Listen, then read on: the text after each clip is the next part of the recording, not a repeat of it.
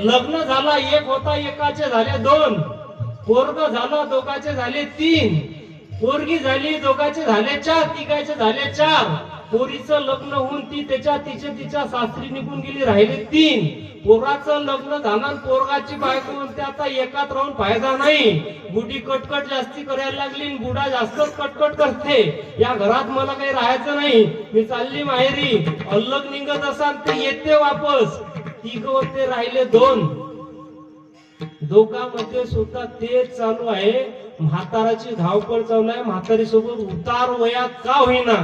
म्हणजे आयुष्यभर म्हातारी म्हणत होती का 1 तोळा सोनं घ्या, 1 तोळा सोनं घ्या, तर म्हणते अजिबात नाही, जरासा थांब, कळकाळ कळकाळ कळकाळ, आयुष्यामध्ये तिला काही घेऊन दिलं नाही, ज्या पोरीला ज्या पोरासाठी धावपळ गेली त्या पोरीच्या लग्नामध्ये तो तेवढं देतो जेवढं यांना आयुष्यभर त्याची बायको कारभारी मागते तिला देत नाही, पण पोरीच्या लग्नात करून मोकळा होते, कारण प्रेम पोरीवरती जास्त होते, सगळे निघून जातात, मग त्याला समजते उतार वयात हीच गड्या आपली होती,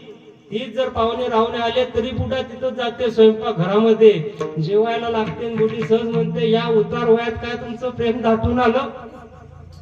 सुनवायरी बाहेर बसली, बाजूला बसलेल्या पोरं बसल्यात, नातू गितू सगळे आहेत, एवढं उतार वय आलंय, म्हातारे झाले तुम्ही, आता अंगकाठी हालताय तुमची, तरी तुम्ही या स्वयंपाक घरामध्ये येऊन जेवता का बरं, डबडबल्या डोळ्यानं म्हातार सुद्धा म्हणते कारभारी तू आहेस गड्या, तोपर्यंत या स्वयंपाक घराचा उंबरठा ओलांडण्याची ताकद या म्हाताऱ्यामध्ये आहे, एकदा का तू निघून गेली